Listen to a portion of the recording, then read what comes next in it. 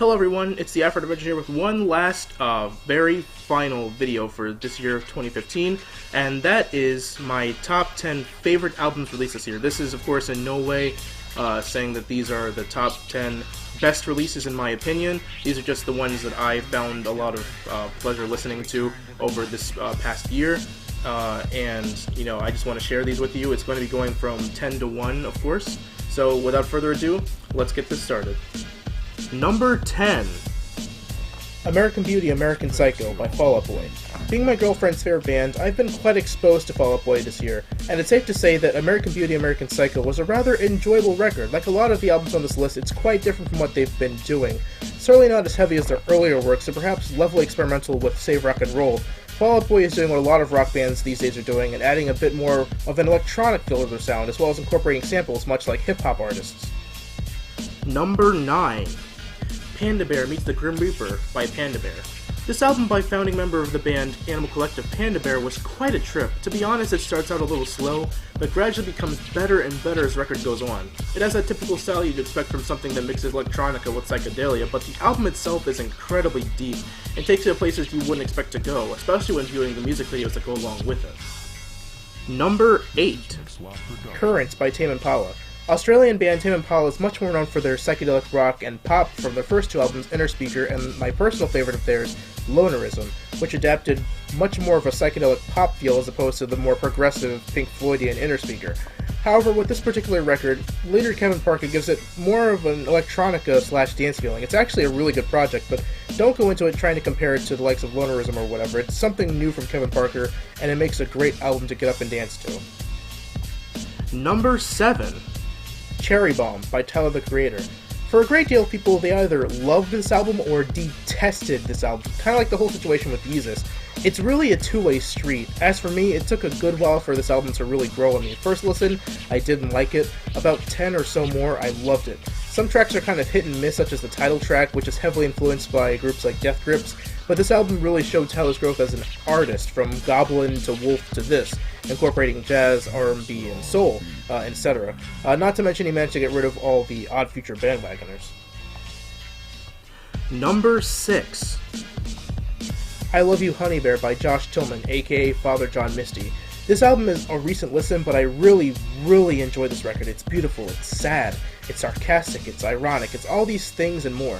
Josh Tillman, former member of Fleet Foxes, once again assumes the pseudonym of Father John Misty for this indie folkish, broke popish record that's packed with lush melodies, quite a bit of vulgarity, and all-around intense emotions. Definitely recommend you check this one out. Number 5.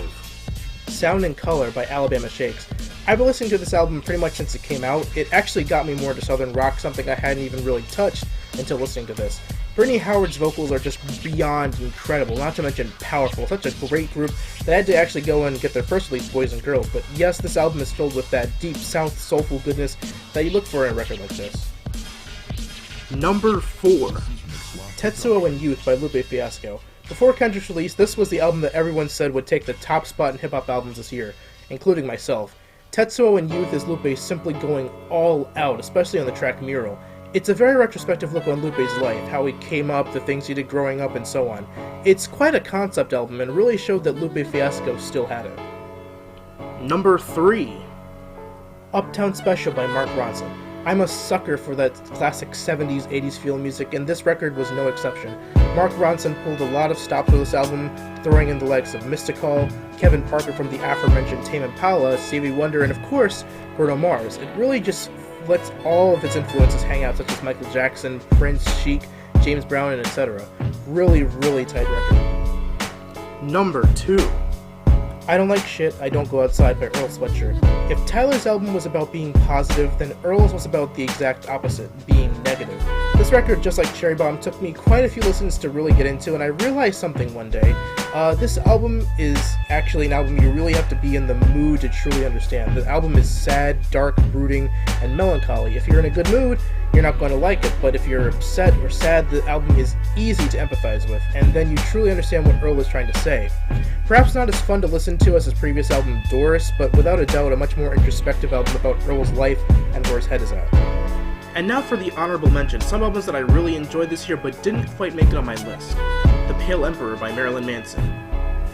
The Magic Whip by Blur, Hit and Run by Prince, Summertime '06 by Vince Staples, Sometimes I Sit and Think and Sometimes I Just Sit by Courtney Barnett, If You're Reading This It's Too Late by Drake, At Long Last ASAP by A$AP Rocky, Mr. Wonderful by Action Bronson, Free Wheezy album by Lil Wayne, Delilah by Anderson East, and Crybaby by Melanie Martinez. Finally, number 1. To Pimp a Butterfly by Kendrick Lamar. You know this had to be coming. Kendrick dropped what is perhaps one of the most socially conscious and important albums of our time. The themes are so relevant to today's society, and a lot of what he talks about in his raps actually did or are happening. It's almost scary. Talk of riots on the street, cops killing black kids, racism, and understanding where you're from. I'm not really saying anything that hasn't already been said about this album, but man, I listened to this album nearly every single day for several months. It's weird that some people still don't like it, saying that it's not a good record, but Kendrick fused hip-hop with soul, jazz, and R&B so flawlessly that it's like a perfect record. Of course, it doesn't come without its weak points, but the weakest track would most likely be the best track on any other album. And now for the acknowledged albums. These are albums that have gotten wide critical acclaim this year, but I haven't had the time to listen to them quite yet.